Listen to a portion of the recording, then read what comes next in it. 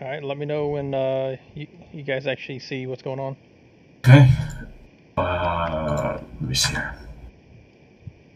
Your link pipe. Okay, here we go. I got the link.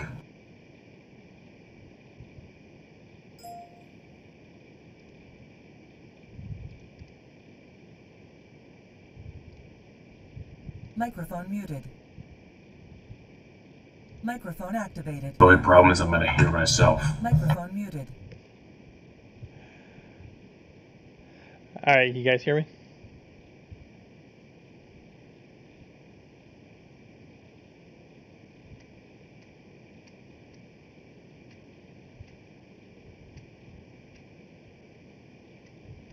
Yep.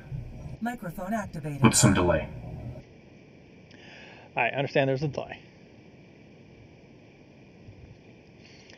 All right, so what we're going to look at are the approach and departure plates for Vaziani Air Base. That's where, for our qualification and training mission, that's where the I can hear the F-18s are based out of. Actually, most of the aircraft are based out of it. And so the first chart, if you download the document already, the first chart you come across for Vaziani is the ILS. Now, since the F-18 doesn't have a civilian-based or ground-based ILS, it's only got the carrier ILS. We really won't use this, but you can reference this one for, like, say, an A-10, F-5, or one of the other ILS-equipped aircraft if you want to practice your ILS approach. But you can see it's only got one direction is available for ILS landing. So we're going to get down to the TACAN. So now, when it comes to TACAN, you can do it either direction, so runway 13 or runway 31. And what we're going to first look at is the approach plate for runway 31. This is your holding pattern here.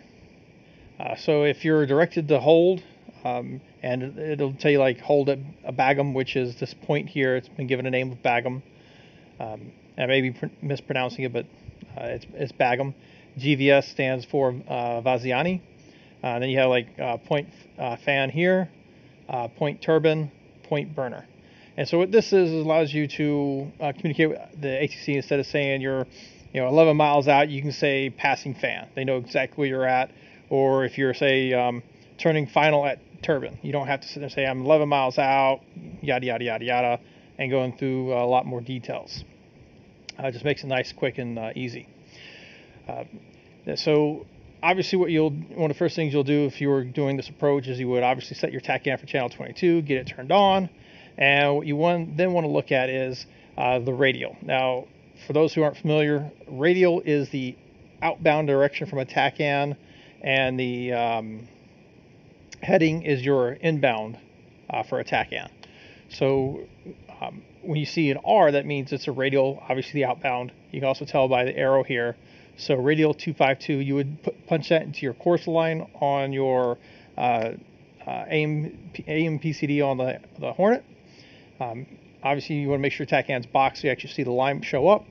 And you would actually fly this approach. You would come out further out than the 25 nautical miles that it has here for this point. And we'll get to the importance of this point here in a moment. But you would intercept this radial from further point out. Then you want to make sure you get on your the correct altitude. Now you may say, if you haven't read the document that I created, you may say, well, how do I know all this? Dude, this looks like a lot of stuff. Well, it boils down to the information is here. This is the information on what you're going to learn or what you're going to review to learn how to get from the holding pattern to the runway. Now, actually, this is that turbine. Where was it that showed the Bagum? Okay, so Bagum is that's actually the missed approach. All right, so here you see is flight level 140, so 14,000 feet. So this one will be 14,000 feet at Bagum. That's the altitude you're going to fly at. And you see you have a max holding altitude of flight level 160, which is 16,000 feet. So it doesn't give you much separation because you'll typically have 1,000-foot separation between aircraft. It'd be like a package aircraft. So like say you had 2 or 4 F-18s coming in, Two or four F-18s could fly this holding pattern at one altitude, then another one at 15,000, then another one at 16,000.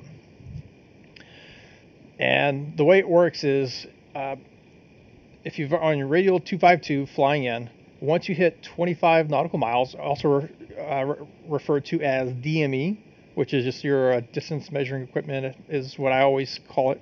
I don't know if that's the actual name, but that's what I've always called it to remember it when I've done my civilian flying.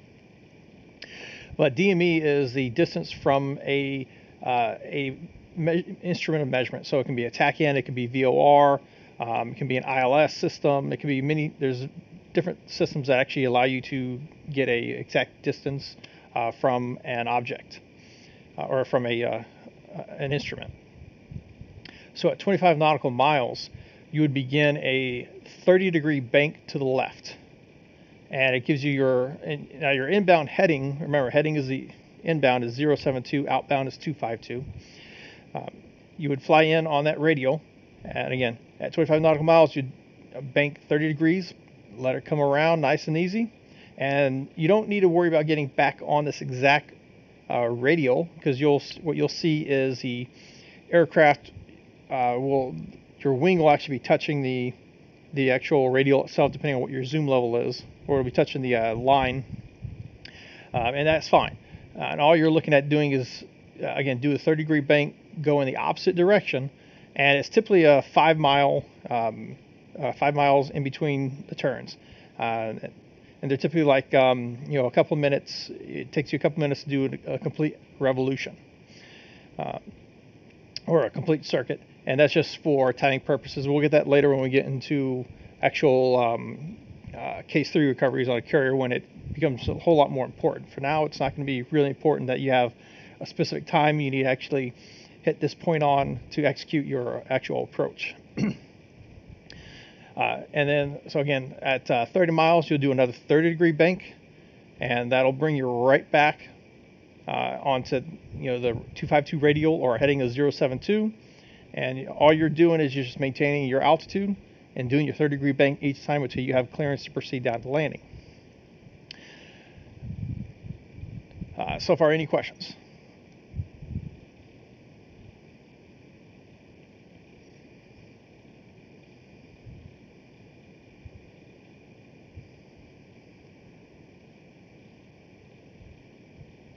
It's a little delayed, so I'm still waiting. One question is, and sorry if I'm interrupting Karma. Well, actually, no, I'll hear Karma if he talks. Bagum, turbine, and burner, are these for every single airfield, or are these specific to this airport? They're going to be unique to that specific airport. Got it. Also, one thing, could you take TeamSpeak and turn it down and then turn your own voice up? Or I think if you just turn TeamSpeak down, it'd be better.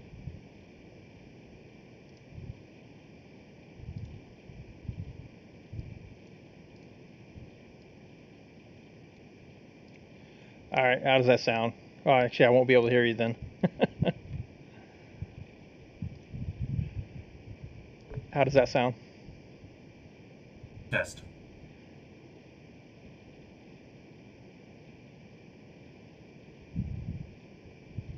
Oh, okay. Just maybe just turn your own mic up. It's just my voice sounds louder than yours.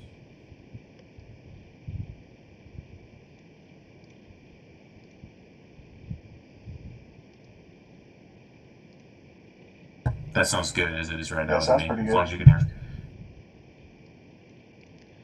You want to turn up about a quarter of the way in case you have questions? Yeah, I can hear you guys just fine. I'm going to try to use TeamSpeak as well, just so there's not like big long pauses. Okay. All right, so when it's your turn to actually come in for a landing, I'm not using TeamSpeak right now. I get this point though, which is that this is going to be specific to every airfield, so we may need to reference these charts.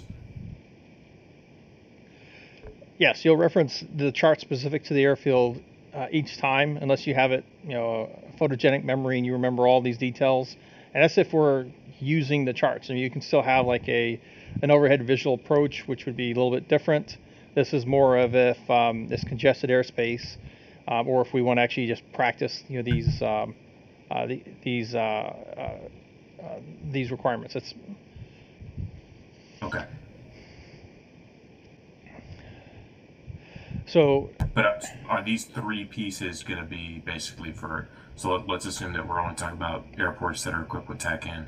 These three positions are going to be there for every airport, or not necessarily? Like you're going to have a place where you're going to hold, and then you're going to have your approach area. Yes, for every one that has an approach plate, you're going to have a holding area. You'll have like an arc, which we'll get to next. That tells you how you get to the final heading, and everything that tells you what your altitude should be all the way along the way. Got it. All right, so at Bagum, let's say you're now at the point where you've got clearance to come in for landing. So once you hit, you made this track again, and you hit 25 nautical miles. Now at this point in time, you're going then to proceed on to FAN in this instance, which is at 11 miles. Now at 11 miles, or at Turbin, it tells you that you're supposed to be at 5,000 feet. And so at that point in time, depending on what your altitude is, back up here at Bagum, so at 25 miles down to 11 miles, you got to descend down to 5,000 feet, whether you're 14 or 16,000 feet. So it's going to be a pretty aggressive descent. But your plan is to be at 5,000 feet or above. You don't have to be at exactly 5,000 feet. And that's just because of you have other airfields, other traffic, ground objects, or ground collisions. So you got to be, that's why it's at or above that altitude. So if you come in at like 6,000 feet, it's not a big deal. By the time you get to the next point of reference, you can always adjust your altitude accordingly. So what we're then going to look at now, it says turbines at radial 130, and then you see a heading of 310 going down to burner. So basically what it's telling you is that you'll turn right to a heading of roughly 130, and then you're going to follow this 11 DME arc all the way over to radial 130. And this is 310, 130. And so as you fly this arc, the idea is you want to try to maintain on your TACAN distance that it keeps 11 nautical miles, give or take here or there. I'm not perfect on it. I usually keep it within 1 to a half a mile as I'm doing these arcs typically. It's a little bit harder in a sim environment, but that's what you're going to fly. And we don't have GPS systems that actually highlight the course for you like we do in the civilian world. So it makes civilian world makes it a whole lot easier to fly, and you actually have RNAV systems that'll fly it for you. So the idea again is you try to maintain 11 miles from Vaziani on this arc, and you're going to fly from starting at 5,000 feet here. You want to descend down to 3,100 feet by the time you hit burner. So that's another key point to keep in mind. You got a pretty good distance to go to get down to 5,000 feet. Actually, scratch that. I just realized I read that wrong. I don't see the actual altitude for FAN. I see the altitude for turbine. Turbine is the one that you need to be at 5,000 feet on. I'll have to reference this one a little bit more just to try to see if I can't understand what the altitude for FAN needs to be, because I do not see that. Excuse me. So from now, plan for FAN on this approach, that you'll still maintain whatever flight level you are here. And then as you turn on this arc, that's where you'll do your descent down to 5,000 feet. I don't know how I missed that before. All right. So as you get reach to now, what I typically do is after I make this turn, I will change my course heading to whatever it is for the runway I'm landing on. So in this case, we'll be landing runway 310. So as I'm flying this, it's just a nice, easy, 10 to 15 degree bank. It doesn't have to be anything aggressive.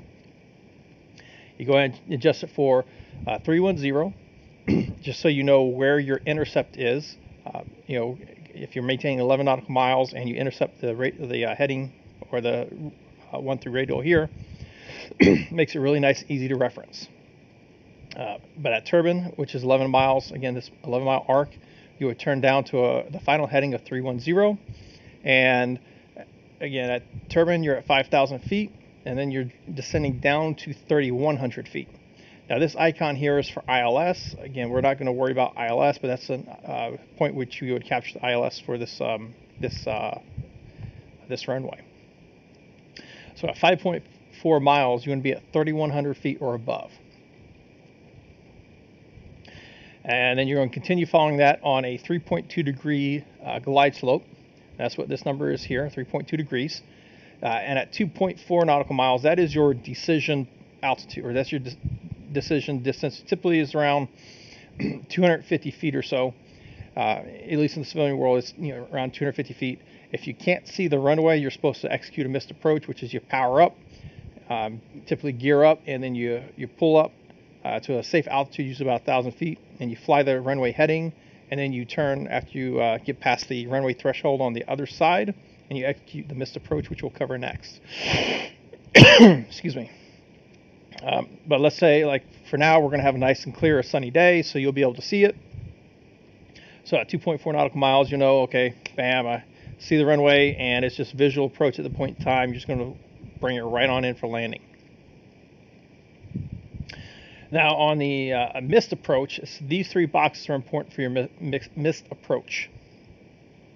What this one is telling you to do is you're going to fly straight away of the heading of the runway, which for you would be 310, or in this case, until you reach 3,000 feet. So you can climb out to 3,000 feet, and then you're going to turn left and climb up to flight level 140, so 14,000 feet, on a heading of 225. And you kind of see that being documented here. So you're going to end up climbing out. You're going to be crossing over Tbilisi International and the other airport, I forgot the name of it, on your way out to 14,000 feet, which would take you back out to Round Bottom. And then you would basically follow the same process again to follow your instruments down for a non-precision approach.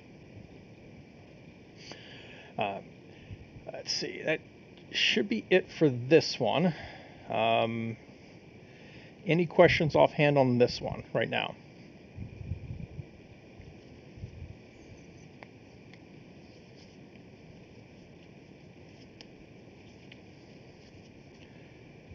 Silence is consent.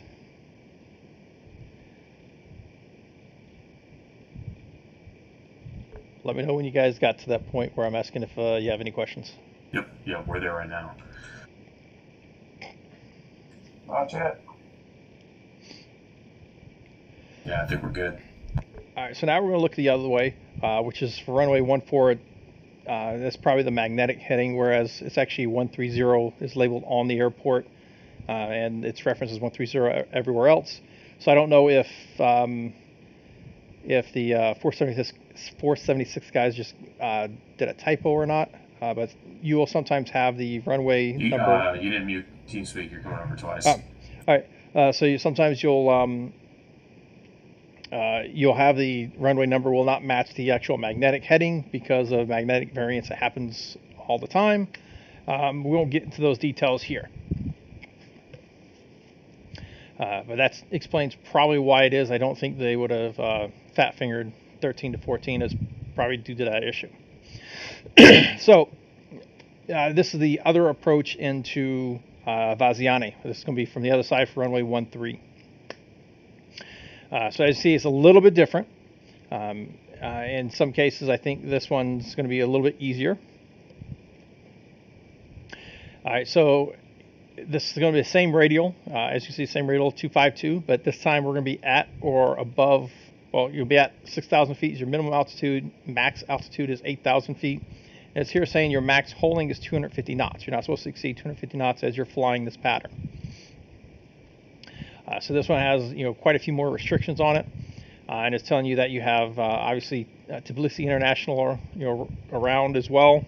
And again, typically these charts will have high elevation, giving you elevation on different terrain, as well as buildings, towers, radio towers, you name it. Those will typically be listed on these in like the civilian world. So in this instance, it's the same holding pattern, same things except for different altitude. This one's going to be at 6,000 feet. And then after you've been given clearance to land, at Fan, you're going to make a left-hand turn, and then you're going to fly an 11 DME arc at all the way around to a radial of 310. And again, as I'm flying this arc, I typically adjust my heading, my course heading for the runway heading, which is 130. So I can ensure I intercept, right around, the correct distance. Now you see this turns ahead of time, so you don't have to wait until you're at 11 miles and then do a sharp turn. As you're getting close, you can turn and follow in. Now, one thing we want to look at are our altitudes. So as you see at Fan, we need to be this is your max and min holding pattern altitudes. And then you can, on your 11 DME arc, you actually want to drop down to around 5,300 by the time you reach spinner, which is this point here. Now you see that's a different name than turbine and burner on this side. So again, this comes in handy when you're turning. You're saying, turning in to final heading on spinner. Everyone who has these charts knows where you're at, what you're doing, and it makes things nice and easy. So you're going to be at or above 5,300 feet when you hit spinner. And at that point in time, you're flying your final heading, and you're going to be at 3.2 degree glide slope down to 3,000 feet by the time you hit blower, which is 4.8 nautical miles. And I don't know why they have the TACAN symbol on this one, the ILS symbol, because it doesn't have ILS on this this runway, as far as I know. I think it's just the other direction. And then at 2.8 nautical miles, you should be at the point where you're around 250 feet, and you're at your decision point whether you're going to continue on because you can see the runway, or you need to execute a missed approach.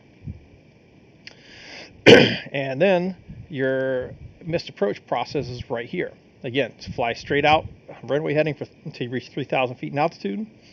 Turn right, climbing out to 6,000 feet, heading 280. So this is this guy here. And you're going to fly back to Fan at 11 DME. And then you're then going to basically get back in this pattern, get your clearance, and then proceed back through. Any questions so far?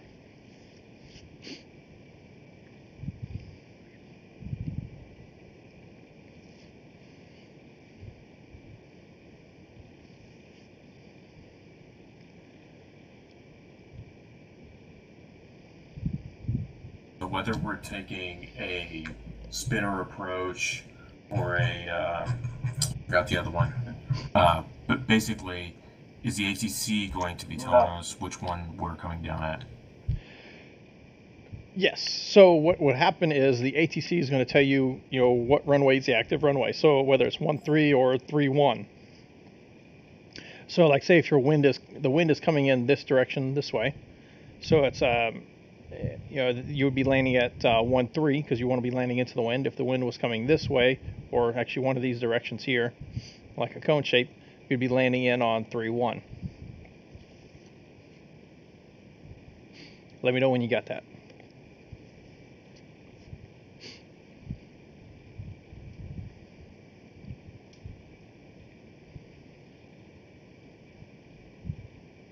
Okay, so there's not going to be people stacked on top of each other in those in the fan holding area. Everyone's going to be in that same holding area in terms of altitude. Like you're not going to have one group that's coming in from one side and another group coming in from the other side. Right. So what you'll have, you can have multiple groups stacked in here. You can have multiple groups coming in different directions, but they have to come in at a certain altitude. Like they won't fly across the airfield at 6,000 feet to enter this pattern. Typically what the ATC would have, depending on the type of airport, there's a certain minimum altitude you can fly through, certain airspace. Usually the ATC would have you, in a real life, ATC would direct you at a certain altitude to intercept or to fly in to meet up with this holding pattern. And they would keep you clear of other traffic or inform you where other traffic is. Since it's the game world, And we have a very simple ATC. We don't have that. So what it is typically, at least in this world, what we would want people to do is if they are approaching Vaziani, we want them to start way back here to intercept this radial, find out what altitude they need to be at. So by the time they reach this point, they are they're deconflicted with other packages or other flights. We don't want them to wait till they're right here, because then you're going to have a huge mess. Let me know when you're there.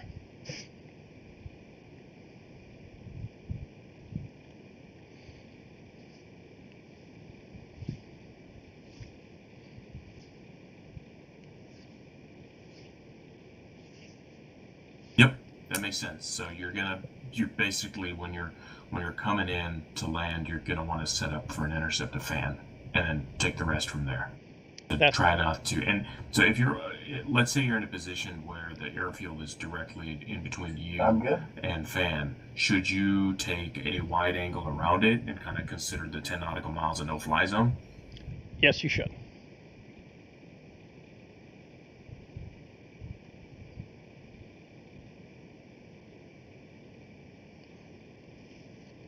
Yeah, so you shouldn't be entering this 10 nautical mile circle unless you have clearance to. Now, if let's say you're coming in from this direction and you're at 25,000 feet. Okay, I'm not going to bitch or complain if you fly in at 25,000 feet over this airspace, descend down here, get on radial, then fly back in on your heading. To me, that's okay.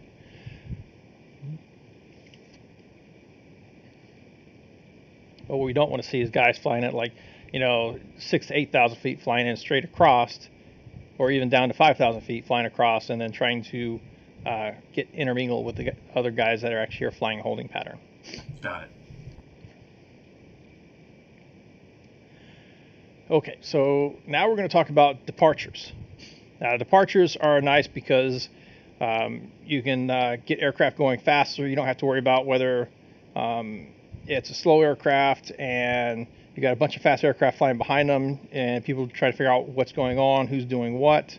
You'll see that when you have A-10s take off and then Hornets or Eagles right behind them. What's he doing? Where's he going? So on the Lagasse 1 departure, at least everyone's on the same page. So it's pretty simple. And you basically have both directions in one departure, or one departure plate, I should say. So if you were taking off runway 13, you would fly and climb out, and as soon as you reach 4 nautical miles, you're going to do a left-hand turn that's going to bring you back over the airfield at 6,000 feet. Now, for something like, say, an A-10, that was going to be a lot of work, especially if they are pretty heavily loaded, so they may need to take a wider turn. For faster aircraft, it's very easy to hit 3,000 or 4,000 feet by the time you hit 4 DME, and it's real easy to be at 6,000 feet here, and you don't even have to struggle or try to get 6,000 feet by the time you're back over Vaziani. Now, what I typically do is when I'm on the airfield and I know we're going to fly this departure, I'll go ahead and set my radial to 251, or my course setting to the radial 251. That way, as I take off, all I have to worry about is, am I climbing at a good pace? Am I at 4 nautical miles? And then if I am, I just start turning. I've already got this set up. Don't have to worry about doing it in a turn because it's a pretty sharp turn. It's not.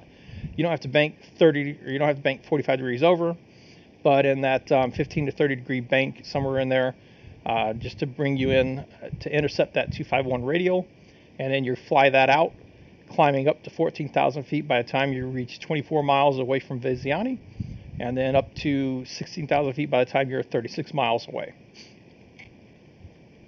And then at this point in time, you're cleared to fly whatever your flight plan dictates. And then if you're doing 310, you fly out this heading or fly out the heading of 310 until you hit 8 miles DME. Then you're going to make a left-hand turn to a course of 220 and intercept the 251 radial, flying out the rest of the same procedures as if you're flying out runway 130. Let me know when you guys are good up to this point.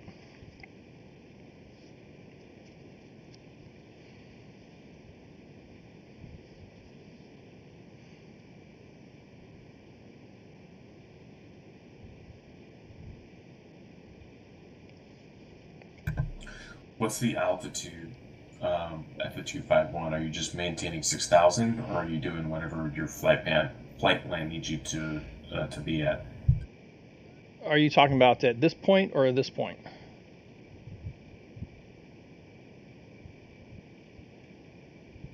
Are you talking about 36 miles or 24 miles?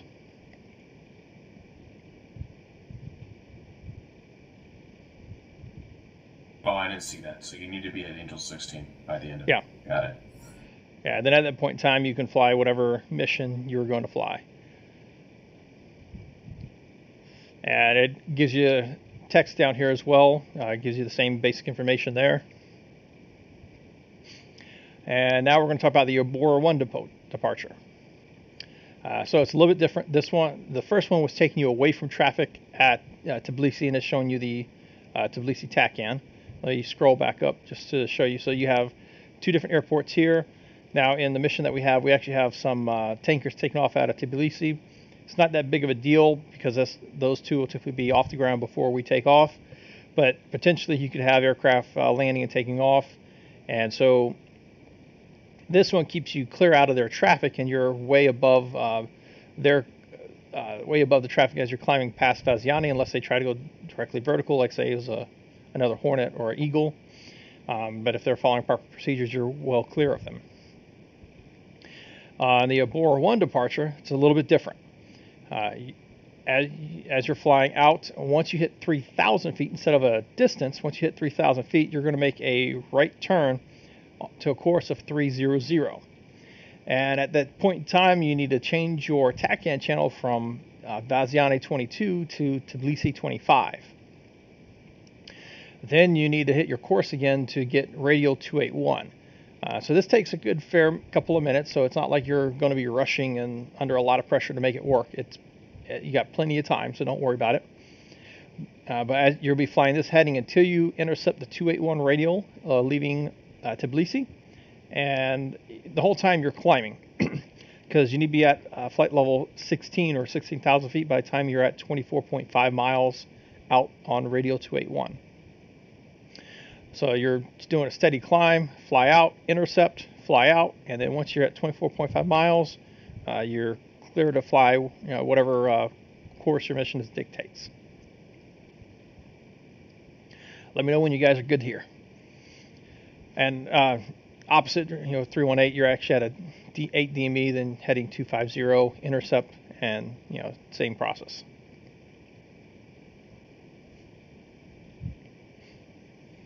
I'm good.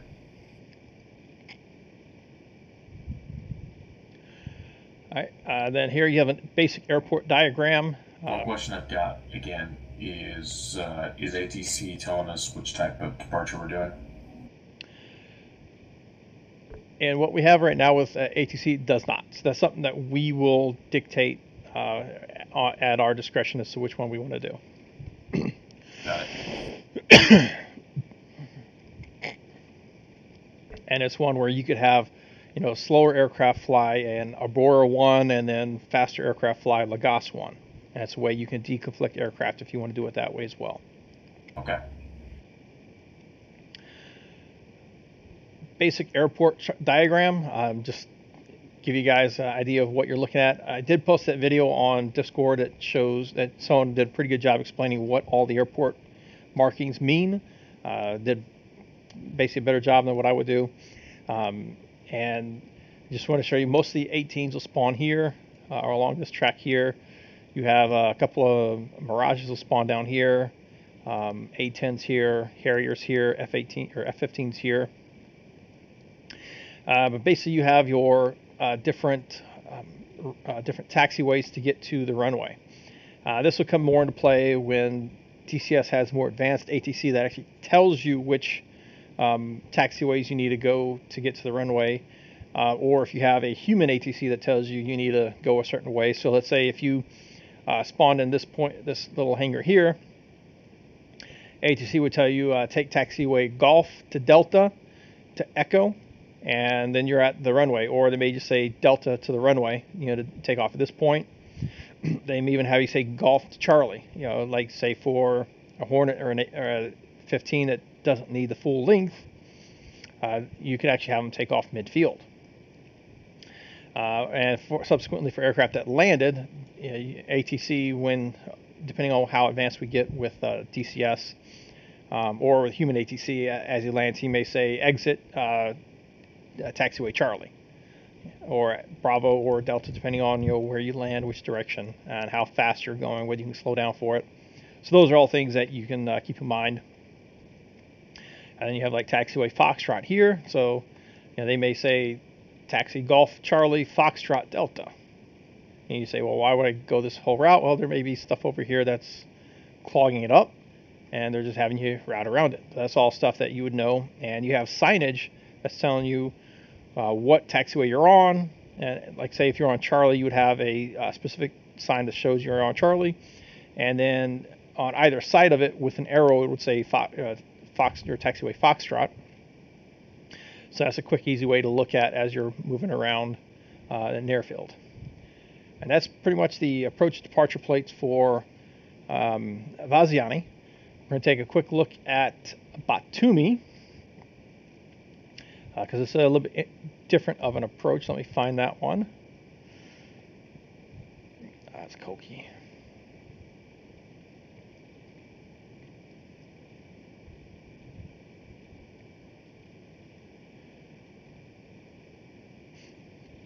All right, so Batumi is a little bit different. This one is an actual overhead holding pattern versus having a holding pattern out off the radial, way off in the distance. Let me know when you guys get caught up here, and I'll keep going, and if you have any questions.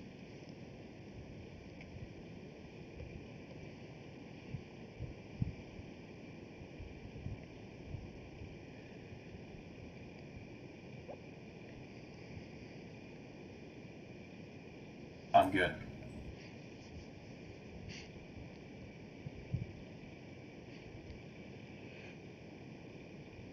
All right, so here we're looking at Batumi. You can see the max speed is 230 knots. And so that's when you're flying this pattern, you do not want to exceed 230 knots. You can go slower, but you don't want to go faster.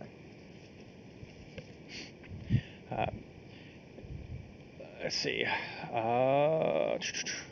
Best way to do this. All right, so when you're flying the when you're flying the overhead pattern, you're flying at 7,000 feet. So you're going to fly in on the radial 300 on the approach from out to sea, and you're going to fly the 300 radial at 7,000 feet, cross over the TACAN. You're going to come left to a heading of 300, and at that point in time, you're going to begin descending. Well, once you hit TACAN, you can begin descending all the way down to Akaki, which is right back to here, which you would already have flown over once. And then at that point in time, you're going to keep descending down to this point right here, which it doesn't have a specific name to it like Akaki does. I don't know why, but it doesn't. So you're going to be at 3,500, at or above 3,500 feet by the time you hit this point right here. At which point you're again going to proceed on a 3-degree glide slope down until you touch down on the runway. Now this does have ILS for aircraft with a civilian ILS counterpart. The Hornet does not have that. And then as you can see, the missed approach is you're going to turn left to a heading of 300, climb out to 3,500 feet, and repeat. And there's only one way to land on this airfield. You don't actually ever land going this direction or land on runway 300. It's only 120. Departures are pretty simple. You're taking off a heading of 300 for Nidec 1. Basically, as soon as you hit 700 feet, you're going to turn right to a heading of 017. Obviously, before you take off, go ahead and set your radial or your heading to 347 to take the 347 radial. And you're going to continue climbing out to intercept that radial. And you're going to proceed down until you hit 24 DME at 6,000 feet. And then at that point in time, you're free to fly your flight path. And below 10,000 feet here, you're supposed to stay at 250 knots or below.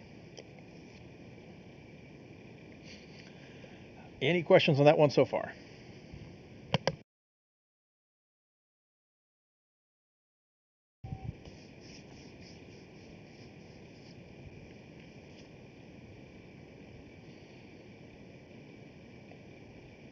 So for Batumi, we're always taking off towards the water. We're always landing from the water. There's no alternative. Is that correct? That is correct. Regardless of the wind, it's always that direction. And as you can see right here, takeoff runway 13, not authorized.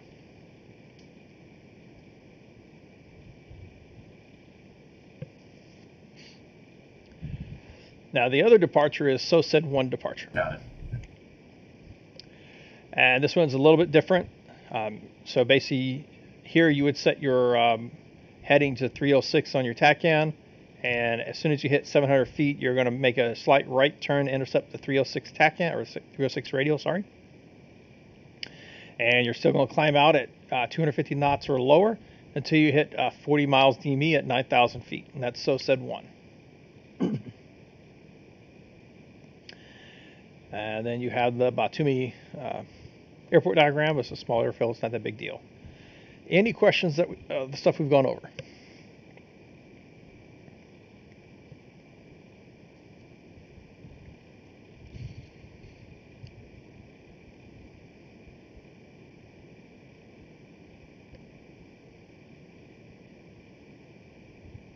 No. So if we had advanced ATC, the ATC would they just say, take a SOSED 1 departure, or would they actually like spell out all that crap for us? No, what they would say is depart via SOSED. That's all they would do.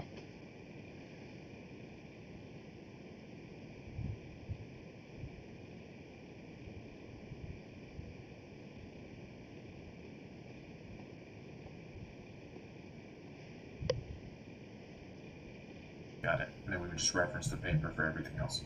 Yep. Now, a lot of times in civilian, or I should say in the civilian world, they have what's called ATIS, which is an automatic information system. And you can tune into it like a radio frequency. And it just gives you information as to the current weather conditions, your pressure, so you can set your altimeter correctly. It'll tell you the wind. And that way, based off the wind, you'll pretty much know what the airfield or what the runway you're going to land at. And when you would contact the tower that you know that you're coming in, you're approaching runway, your intent is to land.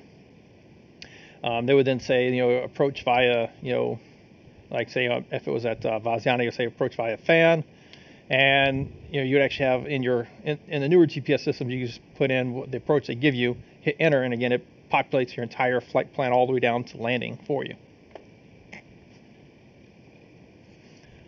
All right, I am going to close this document out, and I'm going to stop the